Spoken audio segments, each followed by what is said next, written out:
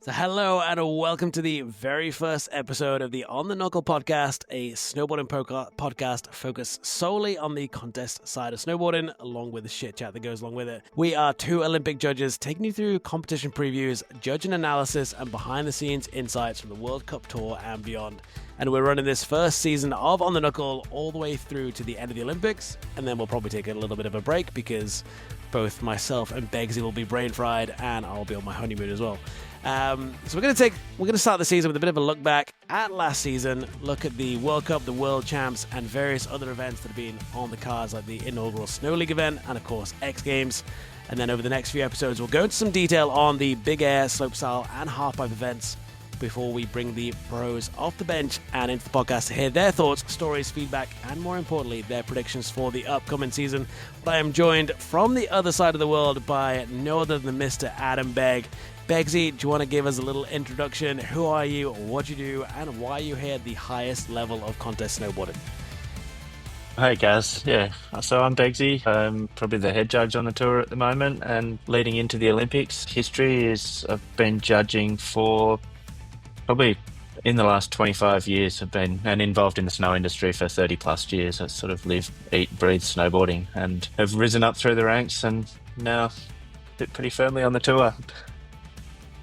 I like you undersell that so much. Probably the head judge on the tour at the moment. The guy who is going to be head judge at the Olympics in, 6-7 months' time kind of thing?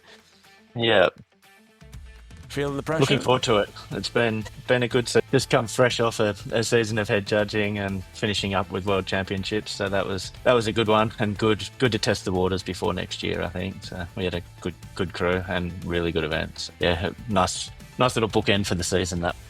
Yeah, give us this season's rating on like a scale of 1 to 10 in general. How are you feeling at the end of it? Because now we're into those summer months for those in the Northern Hemisphere. You're just building back up into another winter season, but feeling good at the end of that season then?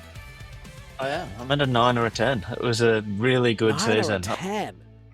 Optimistic, always optimistic for the next season. And, I guess the travel wears you down, but like as far as the snowboarding and the competition and where we're all headed, I'm very positive that we're on the right track and things are going really well.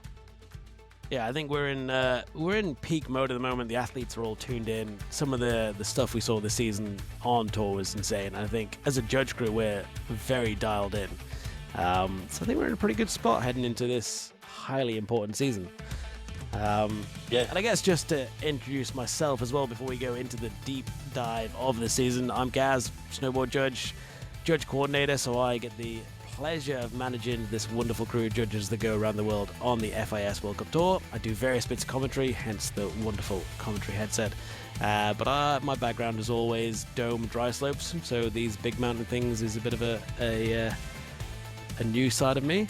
But yeah, hyped to be here for the very first podcast episode. This is something we've been chatting about for quite some time now, just to give a little bit of insight into more the behind the scenes and kind of have our platform for a voice any of the decisions that go on in that contest world. We know it's a very subjective part of the sport. The judging is probably the most hated aspect of snowboarding, should we say? So it's quite nice that we get a chance to at least explain why some of those judge decisions have been made and kind of help educate people along the way, right? Yeah.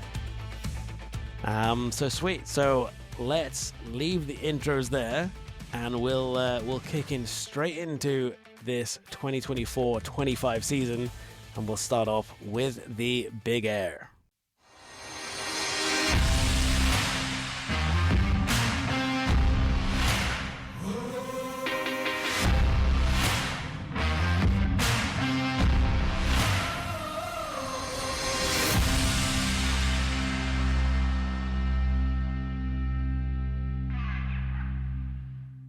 All right, so big air this season we had, I want to say 4 or 5 World Cups. It started way back in Kurt in Switzerland, which always kind of comes off as a little bit of a kind of a rogue one because it's mid-October. It's during all the kind of the preseason glacier training camps, and then there's just this gigantic event in Switzerland on a scaffolding jump. Then we go on to China, and then we move into what did we do? The double Austria header over the New Year, Klagenfurt, Kreuzberg. Then went to Aspen and finished with World Champs. So quite an intense big air season.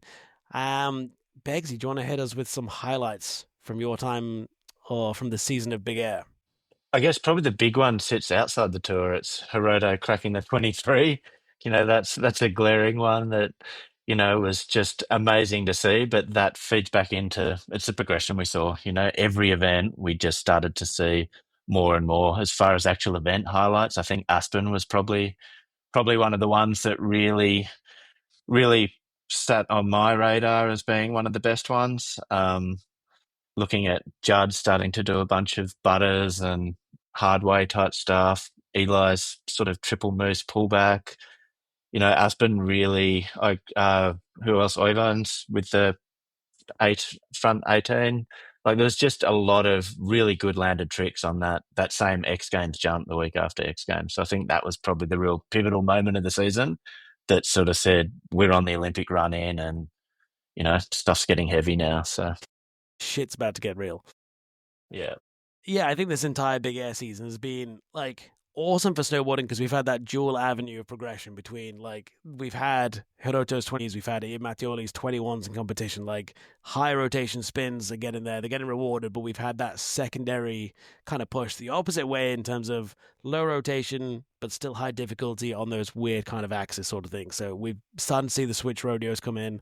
We're seeing the pullbacks, the completely, I want to say new axis. If you look at the likes of Ollie Martin's tricks, some of those axes he does. You mentioned Oyvind's front triple 18 on, yeah, that 18 took us a few attempts to actually get our heads around how that axis actually kind of set in store. So I think that big air season this year was just different, progressive, what we want to see. Yeah, I mean, it started probably when we started having writers' meetings of that shift to, you know, you don't have to do another 180. We want to see bringbacks, pullbacks, different axis, different variety. And that was back in Edmonton. I think Nick Wise won on a cab triple, switch. It was a switchback triple 12. And 1260 started beating 18. So I think that was where we pivoted. But then from there, this season really just kind of showed that direction and the split direction in the sport's here to stay. And when we start to talk axes, it's probably a good segue into the girls because I think the women, it was Anna's found that constant cork axis where she can just. A cab triple at Kreisberg was just perfect. There's just, we're seeing 12s from the girls and 14s in every comp. Like, the standards just gone through the roof this season, so that's been amazing to watch. Yeah, like the girls doing a 10 doesn't even guarantee you a spot in finals anymore. Like it's good. You basically need a 12 in qualies to get anywhere near a decent spot in finals. Yeah, and we're seeing that at every event, no matter what the conditions. So that's super exciting too, I think. Yeah, and like you made a great point with Anna, like the change in that cork, because I guess the past 3 seasons before this one, like she's been doing that cab double nine as very much the full backflip rotation, then the late 90 on the way back. But now she's actually setting that as the full double cork nine rather than double underflip nine, and that axis is so much more aesthetic, and she's got it way more on lock than she used to. The whole control Yeah, is there. It's what you it's need to see. beautiful. It just holds and goes. So yeah, that's awesome. I love it. And you mentioned Ollie James Martin before too. His one, it's sort of that Ming axis as well. It's just once they find that, you can see, like you can poke out an indie and speed it up, or then like slow it down slightly, but you're still, yeah, just getting rotations cleanly and well executed, which is good from our point of view too. Yeah, that's one of our criteria. So that's always it's helpful when they tick that box of the get go. Yeah, But that's I always find that really cool because like when you start judging, they always teach you like backside spins with an indie is harder because it's not the grab that goes with the rotation. It's kind of that blocking shoulder. But these guys like Su Yiming, Ollie Martin, Hiroto have managed to get these backside spins with indie, with that super high indie, poke the tail down, and just set yourself into that little rip, and they can go for 21. yeah. It's similar to what Ian does on the front axis when he does the tail to set up with a mute or wettle to get into that axis, but they can spin as fast or as long as they want and hold the grab. And like you say, they fill all our criteria and make it look good at the same time. So it's exciting.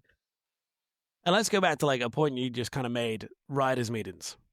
Like this, I think has been our kind of like big development between the whole community recently. And this is probably something that's not wider known outside of the riders, coaches, judges, but we as judges are getting the riders' feedback in. way more. Like, we are having these conversations every single World Cup to make sure that we're on the right page. What do you reckon's kind of been the big takeaways from those riders' meetings that we started, I want to say December 23 in Edmonton, and we've kind of gone consistently all the way through the next 2 seasons? But like, what's been the big air focus from like conversationally from those meetings?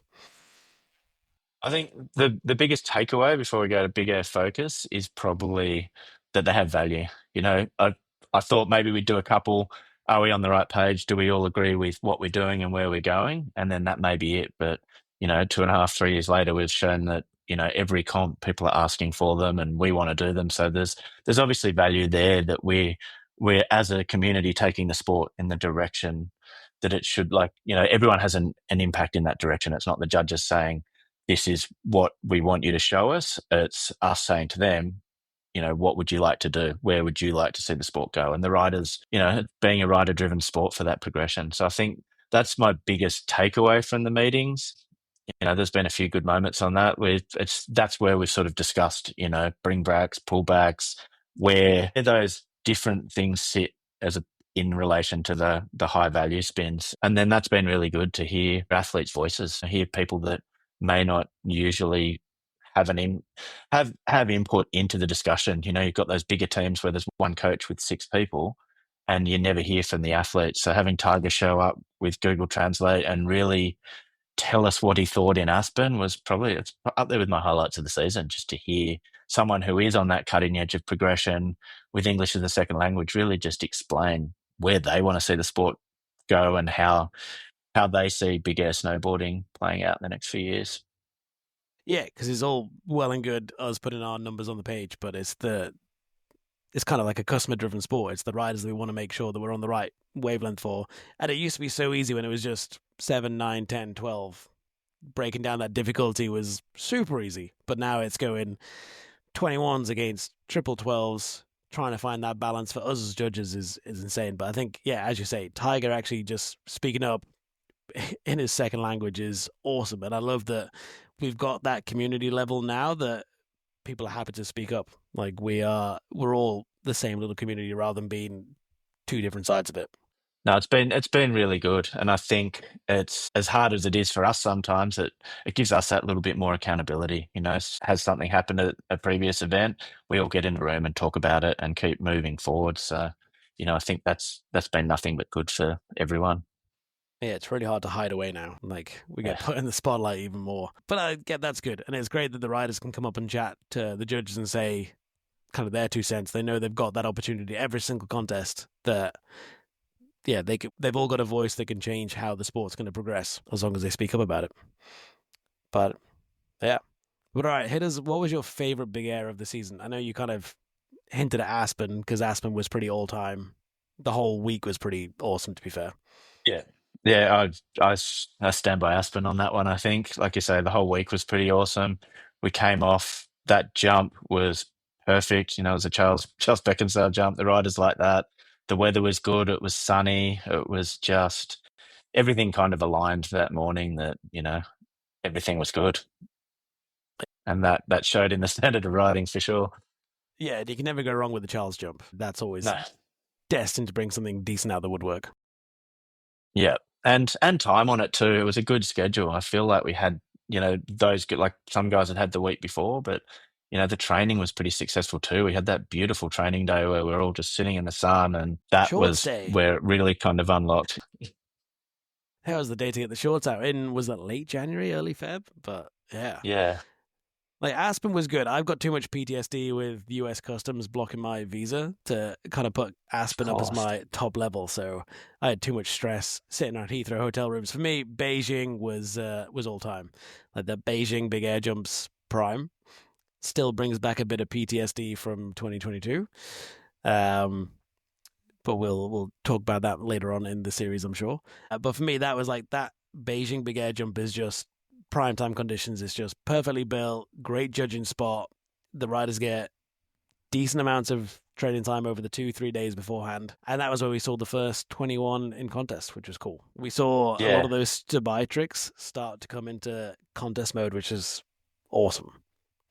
Yeah, I guess that's a big one. You said like you see this Dubai tricks, like, for that spring, we're just constantly refreshing our feed from SAS and Dubai. And like you see the stomping grounds when they're all just learning those tricks. And, Core's a bit small, but Beijing's always the one where we start to see what's possible this year on the jumps. And it's sort of a hybrid scaffold snow jump. But you're like, if you're seeing it at Beijing, once we get, a big on snow jump, we're really going to see some stuff. So that's always good. Beijing setting the tone for the season. Yeah, because that's usually 2 weeks after Dubai closes. Like Dubai closes like 20th of November. We end up going to Beijing start of December. So everyone's in full flow, and I am well aware when Dubai's happening because my DMs open up massively because you keep sending reels through. Like there's it's like 7 or 8 reels a day of like, oh, another MBD from Dubai. Yeah. Well, in my defense, it's not just me. We have that, for what I guess for people that don't know, we have a chat going of all the current World Cup judges, and we share that stuff just to try and stay on top of it and see what's current and, discuss it outside the pressure of being in the box. It's always good to wake up in the morning, same as you, because we're all on different time zones across the world, and somebody might see it first, and it's like everything in the one place for you. Just get up and see the latest good snowboarding. So I love that time of year on my phone. Yeah, because you're Australian, you're on the fastest time zone. So like by the time things get posted in the night, most of us in Europe are asleep. And if I don't wake up to like 6 DMs or 6 new reels from you to be like, oh, actually, yeah, shit went down yesterday in Dubai. It's Yeah. cool. But like, yeah, we are following it pretty good, and I really like it. I don't think like the past few years when we've seen this Dubai stuff, I don't really feel like it's gone into contest mode quite as well. Like there's always been like a few bits you get hyped out of Dubai, and then it does like the next contest doesn't quite meet that standard. Whereas this year, I think that was the first time we saw those insane Dubai tricks, and suddenly first contest or first real contest of the season in terms of big air, like those tricks started to get thrown. And for me, that was just that switching point of being like, shit, we're on, like we're going. This is Olympic qualification period. Yeah. Yeah, we're in. Yeah, that was very evident this year. Like, I guess this Dubai jump's a lot bigger than the Stomping Grounds one. The Stomping Grounds is perfect, and then I think the size of that Dubai, it really steps it up. And then Beijing, it's hard to see everything we saw there, but you really hit it there. Like it's like this is an Olympic qualification period. We're gonna see some shit this year, and we certainly did. And I think we've already had a few people qualify now, but yeah, it definitely flips the switch 18 months out from Milano. Yeah, because the qualification period started in New Zealand, which we were both at. Sketchy weather is always in New Zealand, but that never really felt like it should have been. It was the start of the period. It should have been all guns blazing. Now we're in, but that did seem to delay it a little bit. And I think Stomping Grounds is sick because it's kind of that like that little trailer teaser highlights of what's to expect. Because we start to see the mechanics of those NBD tricks start to get laid down, the foundations get built, and then they get to Dubai with a slightly bigger jump, and yeah, things really ramp up. Yeah, I think New Zealand. Yeah, like you said, we were plagued by weather. It would have just been really nice to have a bigger on that schedule to have that old drawn out period that we usually have. So we had that extra weather day and be able to have a big air, because that Cadrona one, it's incredible, that jump when it's on. So it would have been nice to see that too. I think we saw the first quad ever done there. We've seen a bunch of MBDs on that jump over the years. So I think that was probably one of the things that was lacking from that one. Yeah, that's a shit, and I don't know why because we did snowboard slope and free ski pipe, but like big air just never seemed to get on the Yeah. schedule, which is kind of that's always been an issue with Fizz in recent years is just that schedule and weather issues and just trying to like keep it as slim as possible, and we just lose that window, which I think is something that should be worked on moving forwards. Yeah, and whether that's the weather day or I guess there's a number of things to talk about on the table for that, but that's probably a whole nother episode.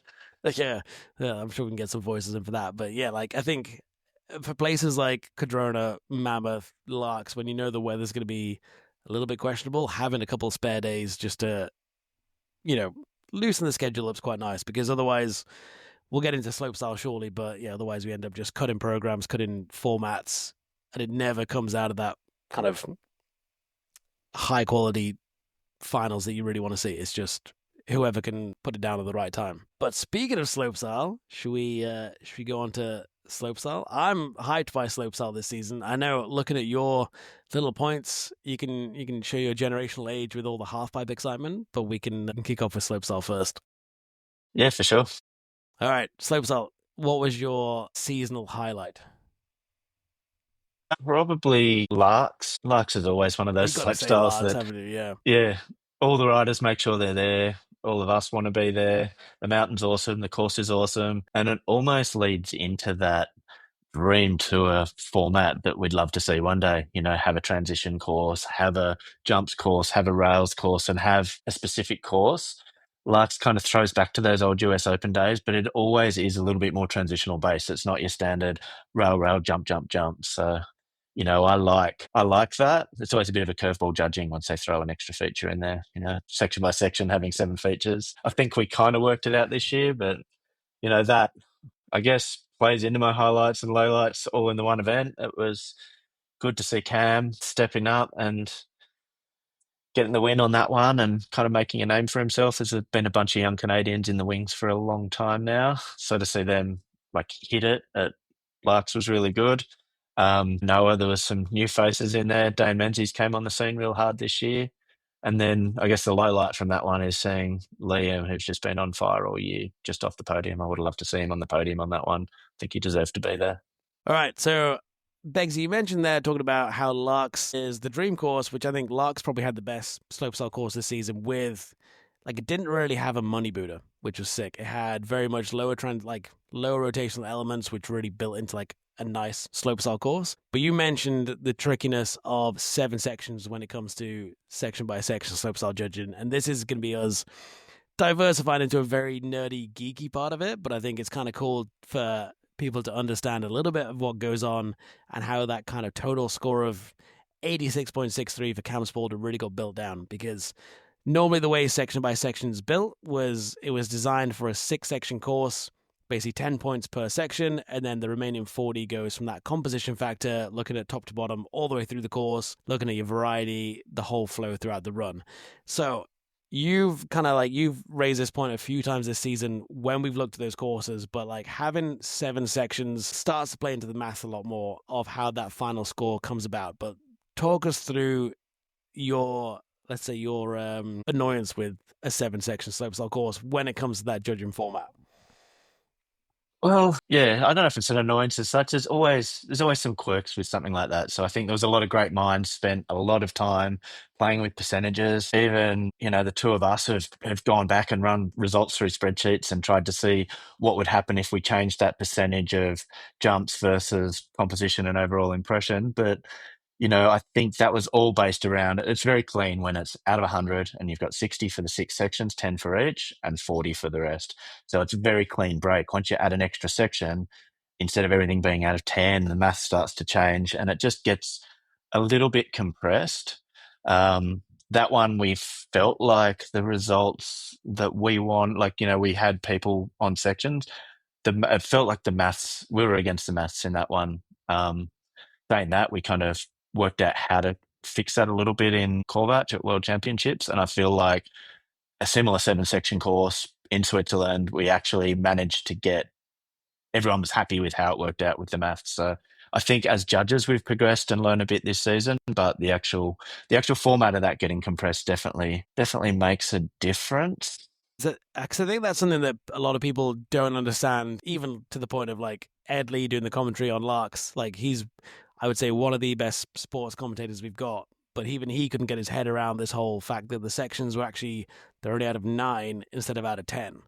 So everyone's then looking at these scores coming through because that's the beauty of section by section is you get to see the score per feature at the end of the run and seeing something like a switchback 12 on and section 5 coming through like an 8.37. And you're thinking, actually, on that section, why are the judges leaving a point and a half on the field to get to 10 when in reality that 8.37 was near enough a 90 out of 100, so it should have been up in the 9 club, but it's just the whole visuals. No one's used to scoring things in any sport out of 9. It's always 10 or 100. So I think Yes. whilst we as judges have got the maths dialed down and we've got a lot more on top of it and we understand the whole kind of having to really exaggerate executional flaws or success points, it just doesn't come across that way to the standard viewer. Yeah. Or even when you say nines club there, like you say, we're so used to something being out of 10. So, surfing, skateboarding, there is that exceptional, it's going to be in the nines. But for this format, the second you add add that seventh feature, that nines club really has to be in the high nines, not just into the nines. So, we've always been, traditionally that conservative. It goes into the 90s, it's great. Let's go into the 90s. But if shit really hits the fan and we're going to see a whole run of hammers, we need that room up the top. Whereas it's just with section by section, really, going into those high nines. And that flows back into why we see low scores in section by section. It's very rare to, every other comp, we have 1, 2, 3 scores in the 90s. Usually the podiums are up there in those exceptional runs. 7 section by section, or normal section by section. You can have a winning run in the 70s or in the 80s. I think Frank's run in Aspen was fairly low score. Mia for Larks was, in the mid 80s. Cams was in the 80s for Larks. And then we've got I think the only one in the season was Liam winning at Worlds that went into the 90s. It's probably the first score that I can remember that's ever gone into the 90s for section by section. So, and I think that lays back to the crack in the code. Yeah, Frank was in 79.3 in Aspen, win and run. Yeah. Cam was in 86 in Larks, and hitting the 90s in a section by section, just because of the maths around it and how we have to leave stuff as judges just in case we see that NBD that we've never even seen in a big air. Like, it is mathematically really difficult to get the score that in OI you'd be so comfortable just putting the score at 96, because you've still got, you've got 4 full numbers above it, you've got 4 or 3 values within that number, you've still got 12 to 15 places above that 96 just in case you need it. Yeah, section by section, you do get a little bit penned down, which is a shame because a lot of people focus on that final score. Yeah, and that's that old thing of people wanting to see, a 90 score at Korvach versus a 79 at Aspen. It's like, what was the difference between the two runs? It's like they were both by far the winning runs on the day and both exceptional, but we're just using that score to get to a rank, which we still have to educate people on, no matter, how long they've been commentating or how long they've been competing. I feel like we still have that conversation every year too. And people have to be really quick on maths to figure out what an 8.3 is out of 9 as a percentage out of 10. So moving forward, we might have cracked that one. I think if there is a 7-section course from now on, we're just going to, whatever's published will be in that 1 out of 10. So it is clear and kind of reduces our explaining, hopefully. Yeah. Hopefully it says 8.3 is 92 out of 100 or something like that on the graphics. So you can see straight away that, how it all works out. But the other option we do have is we stick every section out of 10 to make it nice and easy. We do 70 points for the total score, and then we do 30 points for composition. But then suddenly that variety factor gets dropped massively because you've lost 25% of the composition score. Yeah, those Renes and the riders with flow of the world won't be liking that. What was your highlight for the season for slopestyle?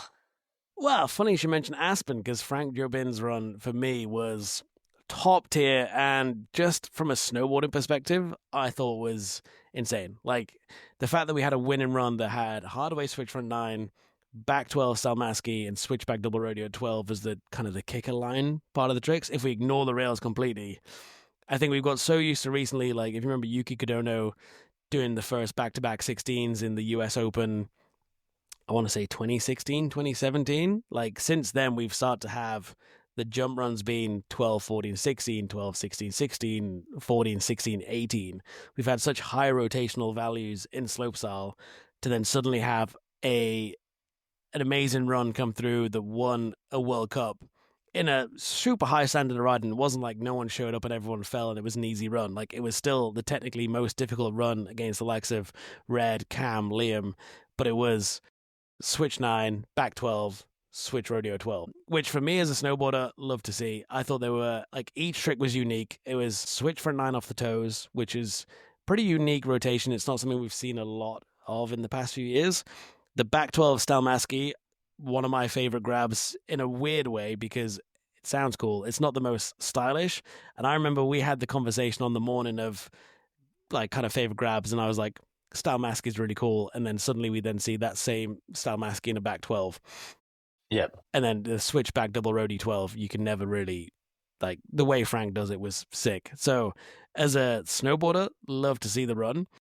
As a judge, I was on the composition for that one, so I had the joy of actually seeing the entire run. Love the variety all the way through, including the rails. Love the variety on the jumps. The whole flow was sick. It was perfectly put together. But it's one of those really interesting things with like section by section judging is like you put your score in, but because of this whole maths formula that we've talked about, you've actually got no idea of the end result. So I remember giving it, I think it was my highest composition score of the day, put it in, enter on the keypad, pretty happy with where it's at composition wise. Katie and Istok agreed on it as well. And then hearing you as the head judge kind of go, oh, there we go, that's our first place. It's just like, fuck yeah, that actually worked. Everything else in the sections got recognized enough that the mathematical formula kind of came together to get the right run. So that was, for me, was a big standout moment, I think, for snowboarding and also for us as judges to show that we're not just purely focusing on the rotational number. We are taking into account all the other mechanics, the aspects of the trick, rather than just looking for the 14, 18, 21 combo in the slopestyle course. Yeah, and the rails count on that one too, because his rails were, he basically did a street run, and he was, again, fresh off X Games for that one. So, it was good to see that level of rail riding in a slopestyle run, and that really balanced his score and helped keep those lower rotation jumps on the podium. Yeah, and I think that's the beauty of the whole section by section system. Like in the past, if you've done OI, it's so easy to get swayed by those banger tricks on the jumps and just let like a cab 2-2, front 2-2 just wash through the rail sections. Whereas like section by section holds each section fully accountable. Like you've got to have 6 very dialed tricks to get in with a shot at the podium. So yeah, that was a good day. I was pretty happy with. That was a nice day in the office. Yeah, that definitely has to be out there with the highlights. That whole week, it was just a good one.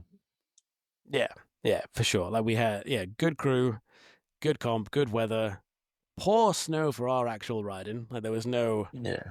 hint of any kind of sneaky off-piste turns, but we got some good carves in the morning. Yeah, good ground and good result, I guess, is the main one for that. You don't go home on the plane worried about, you know, how social media is going to blow up, or just kicking yourself that it could have been better.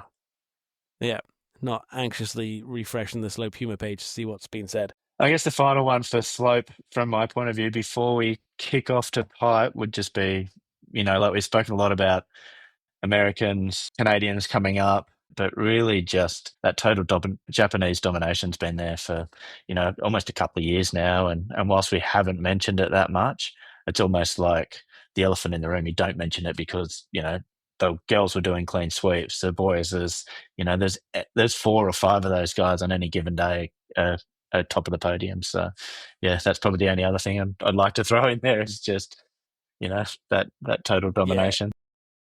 Yeah, and like Su Yiming, like a snowboarder, and he's starting to develop that as well. Like I think he came across a bit spin to winny at first, like locked in the back 19, the back 18 is really easy, but is now like has seen this progression of the rodeos getting rewarded, the different axis, and came out in world champs in St. Moritz with a pretty unique like hardway switch frontside double 14 or something, or was it double 10? But it was a very unique axis that was just kind of highlighted that he'd paid attention, and he was like, actually, I've got the big standard rotational tricks, but I've got to work something else in to like actually have that full package. It's exciting, the future of all those riders, I think, just how it's going and how they're progressing. Yeah, and I think like we're going into that Olympic season now, and I honestly don't think you could predict who's in the finals at this point in time. Like it feels wide open. I feel like there's a good 15 to 20 athletes on the men's side, probably a good 10 to 15 on the women's side that have every right to be in that final. They've got all the tricks. They've been showcasing it. It's got super competitive, and no one's like clear, plain and sailing. Like it's, I think we're in for an exciting. There's still a lot to play for. Yeah, and there's still a bunch of top dogs that haven't even qualified, both men's and women. So it's like there's people that you're talking about we can't wait to see in the final that may not even be on the team yet in the US or Canada or something like that. So that's pretty exciting too. Yeah, and that's the tricky thing with like the way the Olympics is with the quota spots is like I think Canada's probably got 5 to 6 athletes in the top 20 ranking worldwide, but because of the Olympic quota spots of each nation only getting 4 places, the fight for an Olympic spot is fierce. But if you're in those quite heavily stacked nations like the US, like Canada, then the fight for a nation spot is even more intense.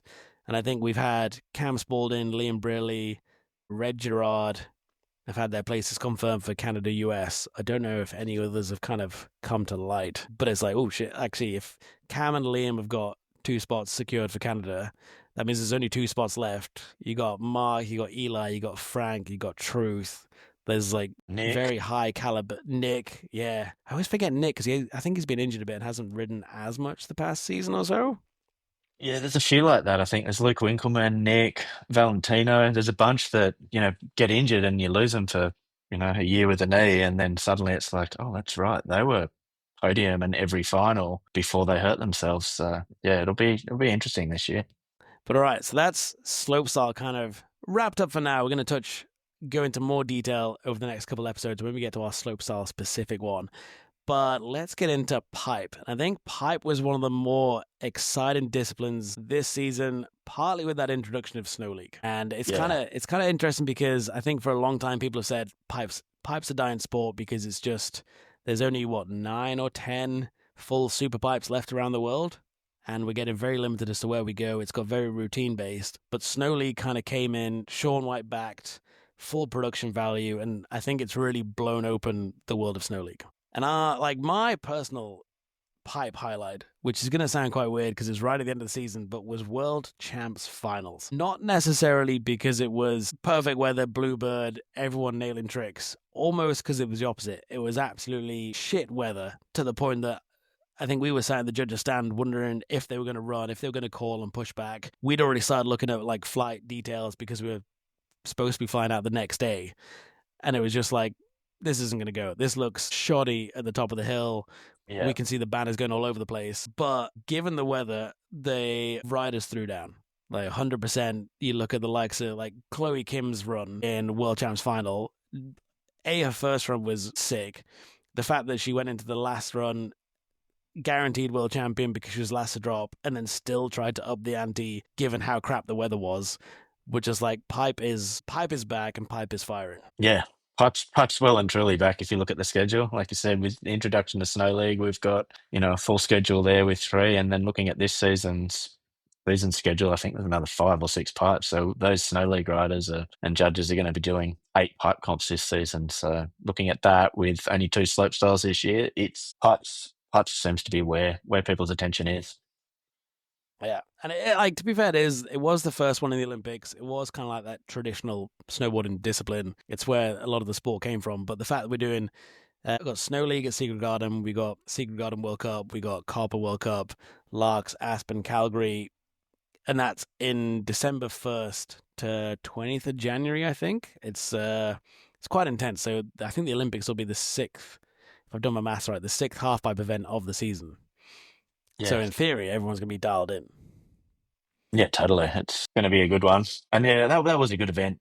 I think Korvach, looking at it, like you say, I'd already extended our accommodation. We had spare flights on the boil. Like we weren't You'd already expecting to start looking run. at day 2 in the spa.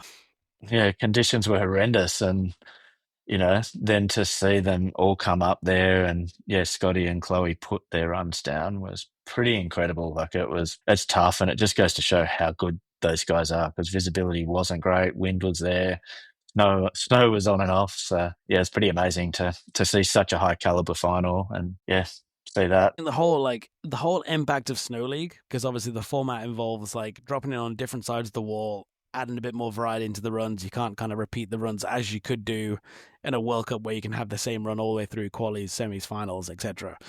I feel like when we got to World Champs, which was 2 weeks after the Snow League event, I believe, maybe 3 weeks, like we started to see a lot more variety starting to get thrown into those World Champs runs rather than it just being like toe side, heel side, toe side, toe side, toe side. Like there was actually different runs starting to be built together, which really showcases that variety in pipe, which I think is what is like, this could be the next step. We've seen the super high rotations, we've seen the triples, we've yet to see kind of the full back-to-back triple, which I'm sure is just on the horizon for a couple of the Japanese flying squad season, pre-Olympics. We'll be seeing it this season. I think that I guess that's my highlight when we're talking that and these new tricks and probably where Snow League's pushed it. Like one of my biggest highlights was just watching some of Russo's runs just coming onto the scene. How those runs make you feel. The his switchback double McTwist 10 is just incredible. He does some cool alley oops. Like it's exciting. It's not just like you say combos and just back to back high spins. So that's pretty good, I think. It's nice and refreshing, I think. Like for a lot of people that have grown up like watching pipe and just been like, all right, cool. They've added it's another toe side spin. They've got a front double 10 and a front flat 10 in the run. Now we're starting to see five completely different tricks, which is insane. Yeah, I was going to the Ruka train going, you've got someone like him in copper going 10, 12, 14, 14, 12, and just impeccable combos. And you're just like, how good is this? Can this guy get any better? And then down comes Russo, and you're like, oh, wow, like where do I go with this? Like they're yeah, so different ends of the spectrum, but yet we have to compare them. It's kind of going on that, like what I was kind of saying about Big Air way back at the start was like we've got the spin to win side of things, and then we've got the low rotation funky axis. Like both very relevant in the sport. Whichever way you want to push it will reward them equally based on kind of the technical difficulty. And it's cool that pipes get in that same kind of avenue as well of people pushing alley oops. Like we've seen, was it switch frontside alley oop or something popped up on Instagram the past weeks or so, which was just again the next evolution of pipe. It's just people are now finding the different directions that are doable. Yeah, those Japanese clips coming out of Spring in Mammoth are definitely, we've seen all different, both male and female riders trying the alley oops and then just playing with things. I think, was it Copper? Yuto started doing his switchback double 12 instead of just going like normal switchback double 12. The axis he gets on, he almost like 90 rolls down the pipe on his second run, his mid spin, he kind of hooks into it. So I think they're even playing with, just their normal rotations now. That they're just at that level. It's pretty sick to see. Yeah, the progression is really cool. Like Copper was a pretty good contest. It's a nice start to the season after Secret Garden. It's hard to pick a favorite for pipe. Was Copper your favorite annual low point at the same time? I think so. I think, yeah, probably the favorite because like Beijing was cool, and then Copper came in. Yuto did that sick switchback double 12, and then yeah, Russo was just, I was blown away by his stuff. But then yeah, the whole Chloe situation, that has to be a low point. That's you know, I guess that's part of our job, is to make those shitty decisions. And I guess for those that don't remember, did the winning, probably what would have been the winning run I of was the going to day. say, go through the full detail. Not to sound like this is a therapy session, just to help you get over the anxiety. But yeah, talk us through that. What happened? What really went down in Copper? Because we've seen the stuff on social, we've seen Chloe's opinion, but it was effectively your call, wasn't it? Yeah, it came down to me. Not, So what happened yeah, not to is throw you under the bus. yeah, she did perfect run. Or a nice run. It was good execution, amazing tricks. What would have been the winning run of the day, I think. And then as she landed her final trick, she'd come across the bottom of the flat bottom and just skipped out on her heels and crashed going up the the next wall. And it was super contentious as to whether she'd finished his run. There's people that claim she fell over claiming, which I disagree with. She basically just was too heavy on her heels and chatted out in the flat bottom. But, it's one of those damned if you do, damned if you don't decisions. Should there have been a finish line in the bottom there, she probably would have crashed halfway across it and we still would have had to make a tough decision. But yeah, it came back to the judge's booth to say, are we going to call it a land and a run and put her in first? Or are we going to say she fell and go back up there and give it to us clean and we'll put you in first outright? So we was pretty split decision in the booth, and we didn't have a lot of time, and I've made the call that it should have been a fall, which watching back, I actually watched it back probably only 2 weeks ago. It popped up on my feed and I was like, I still kind of stick by that decision. It's Just not as a one of those nice ones. reminder. Well, there's those decisions that are tight and you go to bed flip-flopping going, oh, I could have gone the other way, or that was so close. I didn't know with that one. I kind of made the decision at the time and go, okay, I'm calling it a fall because, if she'd just gone out and crashed down in the finish corral, could have had it. If she'd gone up onto the deck and ridden up there and stand like Scotty does when he runs out of that bottom hit, or cab three'd out of the pipe, or just done a slash, done anything to say that you were in control there, I would have given it to her. But, we often have that terminology going, if there was another hit there, how would you have gone? And in that scenario, she would have fallen over before she'd even got into that next hit. So I kind of made the call based off that, going, you weren't in control enough to even do a splash and ride out, or even just ride another 5 meters. And so I've called it a fall. And then watching it again, I think, yeah, I'd call it a fall tomorrow if I had to do the same thing, as awkward and as uncomfortable as that one was. And like I said, if we put a finish line back and have a finish line there, I don't think that would have made it any easier in this instance. I think I still would have been up against it with a shit decision. I feel like the finish line would have made it even more awkward because you'd have had to go through like frame by frame replay and be like, did she get both feet across that finish line before she tipped, or was it front foot over? Like, where's the line around that finish line? And you made the great point of like control. That's how we've looked at it with all the city big airs when it's like steep landing, short run out zone, and people crash in the finish because they're just slamming on the brakes. We've always looked at it as if you've got that element of control that like if the slope just goes on for another 100 meters, you'd be cruising, or are you falling over because you've over rotated or under rotated the trick? And for Chloe, from me as a nice, easy commentator on that day, which is the easier job in the world, but like she was heavy on the heels coming on that landing. Like that wasn't a clean landing for the trick. Like if she'd managed to stay standing, it was a super heavy, like uphill carve at the best. Like she definitely wouldn't have got another hit out of it. You could have argued that yeah, it wasn't a clean landing, but she stayed on her feet, but you wouldn't have had it like high 90s because of that one mistake. But you have to look at the control element. The control wasn't there. So unfortunately, like it's the shitty part of the job when you suddenly have to be like, yeah, it was a sick run, but it wasn't fully completed. Yeah, and I guess that you spoke PTSD earlier in the in the episode, but we've had some tough calls over the years, and we've Are we going been to lit go up into on it? social media.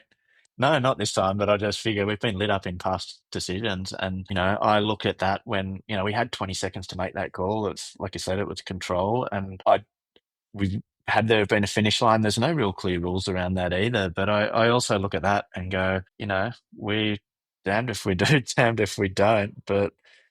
Yeah, should she have just ridden and just beelined it out to the lift and fallen off the Mm, camera, we wouldn't have an issue yeah. because we only judge what we see. We wouldn't have seen it. Yeah. If you're going to But fall, yeah, do I it off might camera.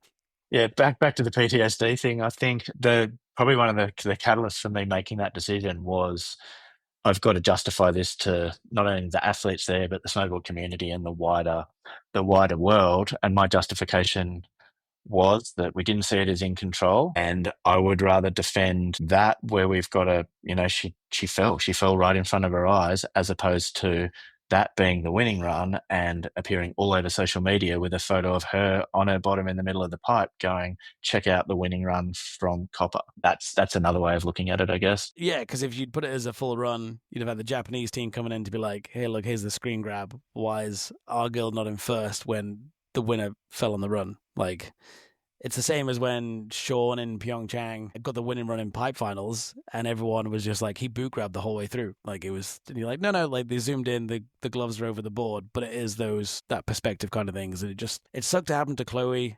Like, would have loved to have seen that run fully cleanly landed because those are the runs you want to have landed to give the easy scores to easy winner, no contention, and then you just sat there with the button going, actually, that was a fall. Switch the phone to airplane mode so no one texts you. Well, that brings it back full circle to what you said of, Kovac being comp of the season for you, and it comes full circle, and Chloe gets the win and puts down the run we wanted to see in Copper, and gets what she deserves. So I think it was really good. It's been sick to see the women's progression in pipe all the way through, not just from like Chloe's pushed the boundaries massively this season with some of the tricks, but we've seen like Sarah Shimizu coming on the scene a bit more.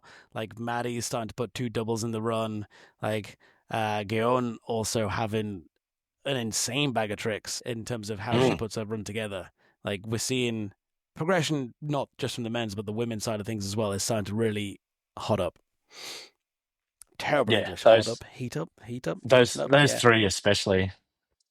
Sarah, her execution and the way she holds her grabs, it's beautiful snowboarding to watch. And like you say, Maddie and Aspen doing those two doubles, that was progressive. And then Gayon, I don't know if you saw her latest clips where she's got 410s now. Like she just has bricks for days. So once you add Chloe to that mix, there's 4 or 5 of those girls that it's exciting. We're not going to know no one's really got it in the bag, that's for sure. Yeah, which I think makes it so much more exciting. Like, no one's got a guaranteed win. So it means we're going to have to judge hard all the way through the next season. Makes our Totally. life tougher. But all right, so gone through pipe a bit.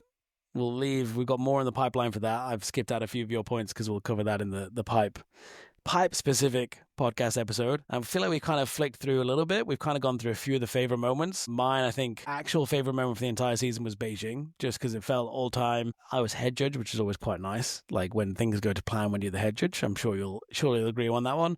We had no complaints. Riders were happy. Bunch of MBDs. Kind of the perfect little comp package, I would have said, for Beijing. You got any other favorite moments of the season that we might have missed out on? Anything that were just like Scotty and either Lux. specific or general?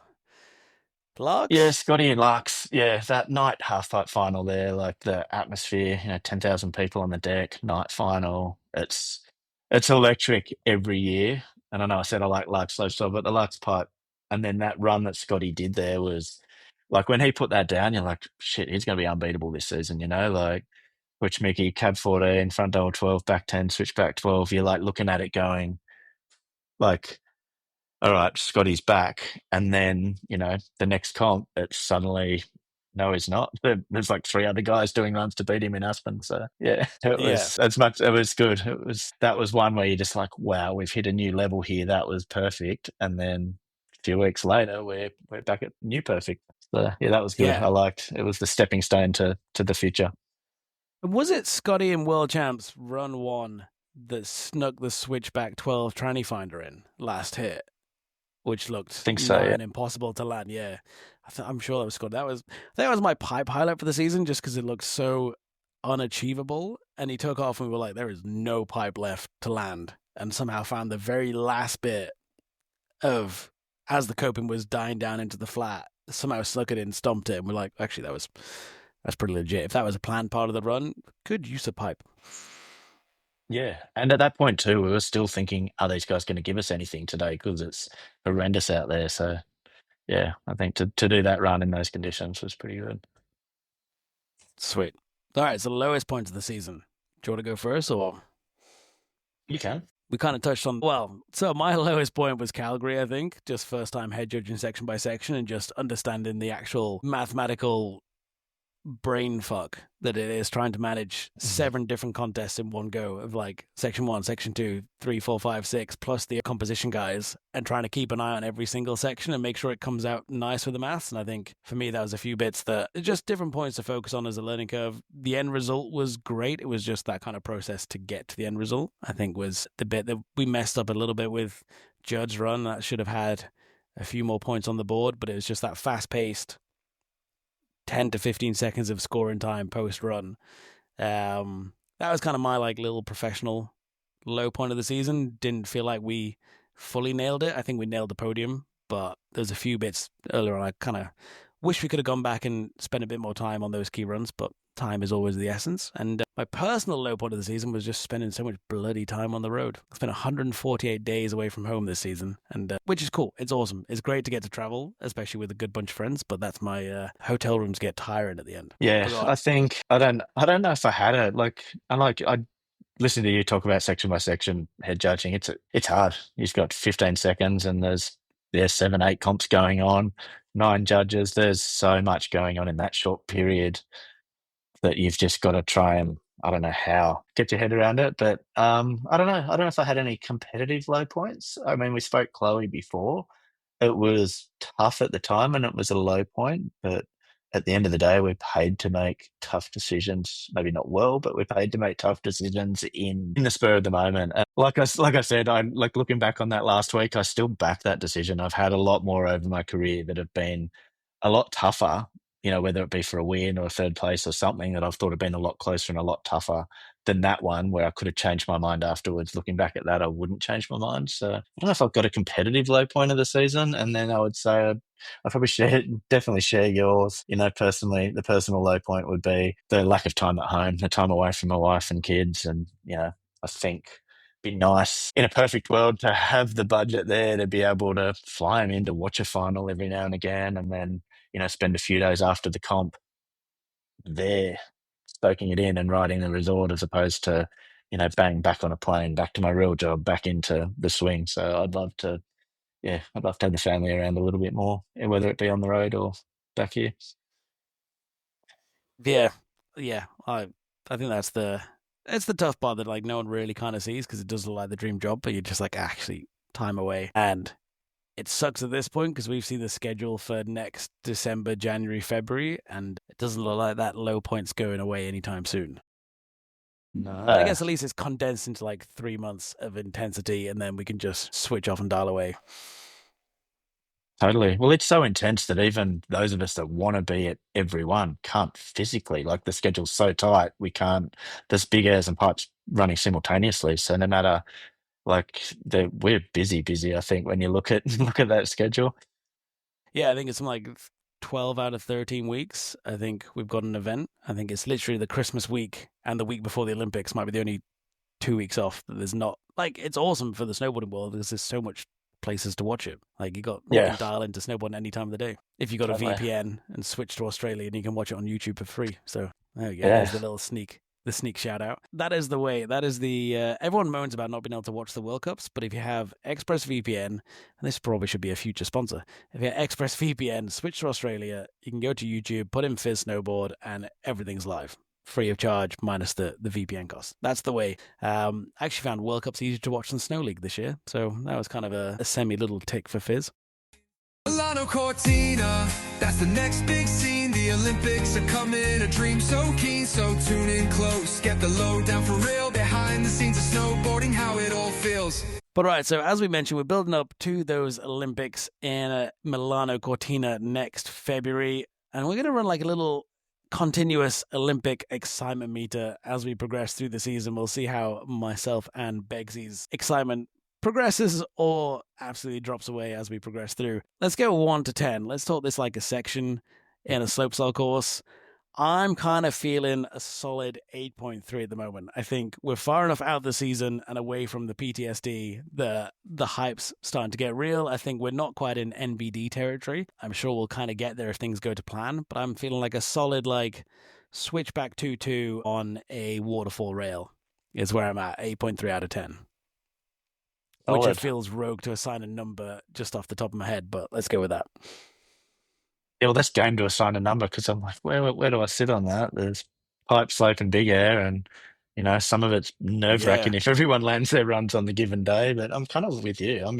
I'm mid to high eights. Yeah, let's say an 8-8. Like I'm You're going confident. I'm high really eights. happy with. Yeah, I'm happy with how last season went. Like I think, especially when we got the crew together in Aspen and Corvatch, like everyone's dialed, and I don't think we've been as prepared so far out, and so everyone's training, everyone's dialed in, and then we've still got the run-in season to go. So that's exciting. So it'll keep me high for Yeah, now. The nerves will come you in do make closer, and a I'll drop. oh, yeah, check the Apple Watch heart rate close to the time. But you do make a good point. Like when we went into the Beijing Olympics, because both of us were there, that whole 2 seasons, the whole Olympic qualification period before was fucked because of the whole COVID situation. Like you were supposed to be judging, couldn't travel out of Australia as much. Like the amount of comps you got to judge on the run up was way different. We never really. I think we had one full panel event, which was 2 weeks before in Aspen, I believe. And then we might have had Larks as well, but we never had full kind of squad time for that Olympic crew for Beijing to really get to grips with it, chat it through, chat to the riders. It was just, but I think we're way more prepared this time. And the world of snowboarding seems to be in a very solid place as well. So we've got, 7 World Cups to keep dialing things in before we get to go. Yeah. Can't I wait think for you've hit it the there. That followers. number's pure excitement. Up there, we're ready. We just want to see it primed. Do we need to break this down in criteria for the future? We'll have like an excitement level, an anxiety level, a fear level. Um, Yeah, I reckon you're right. I think closer to the time, I reckon that's going to drop a little bit, and it'll be that nerves will start to kick in because it is that big show. We've all got that memory of Beijing, and it can't go worse. Yeah, like anything, we just want to get it right, I guess, but we just have a hell of a lot more eyes on us and a lot more armchair critics to Yeah, do our job for us on the online. But I'm confident, yeah, but at quietly least those confident. outro, those armchair critics can just dial into the On the Knuckle podcast, learn a little bit more, and be correctly critical rather than just listening to various commentators and just spouting their views and opinions. So we might be in a better place if people keep listening to On The Knuckle, as a little shameless plug before we go into the outro. But I think that wraps us up nicely for episode 1, which is really exciting to get the first episode done, because this is, something we talked about 2 seasons ago in the making, to try kind of bring this podcast, give it a little bit behind the scenes, kind of drum up some excitement around the World Cup tour, especially around the Olympics. So I'm stoked that we've got this going and we're moving. So Beggsy, any last thoughts before we sign off for the night or the morning, because you're on the other side of the world? No, I'm excited. It's been good. Like you say, we've been in the off season. It's been beach time, and we're just prepping for winter, but it hasn't really started to kick off yet. So it's good to sit and reminisce on some snowboarding. I'm looking forward to some more chats now. Actually, I'm glad we kicked it off. But yeah, so thank you very much for listening to that first episode. If you've enjoyed it, be sure to give it a like or subscribe on Spotify. Make sure you follow us on Instagram at On The Knuckle, and pick us some questions if you've got any thoughts. As raw as you want them to be, we're more than happy to answer any questions about judging snowboarding in general. Both Beggsy and I are in here for the long haul, and our next episode, I think we're going to deep dive into Big Air to kind of go into a little bit of detail, take it through comp by comp through the whole season. But yeah, it's been a pleasure to bring the first ever On The Knuckle episode to the world. And I'm going to say a big thanks to Beggsy, because we are pushing this from opposite time zones. Well, if you've got any questions for the Olympic head judge, just ping them through to at On The Knuckle, and we'll answer them accordingly. But in the meantime, thank you so much for listening. Stay tuned, hit subscribe, and if you can, go get a little shred in, whether you're down under for the summer or domes and dry slopes. But yeah, we're stoked to have you here. No idea really how to fully sign this one off, except peace and shaka, and we'll catch you in the next episode. Ciao for now. Thanks, guys.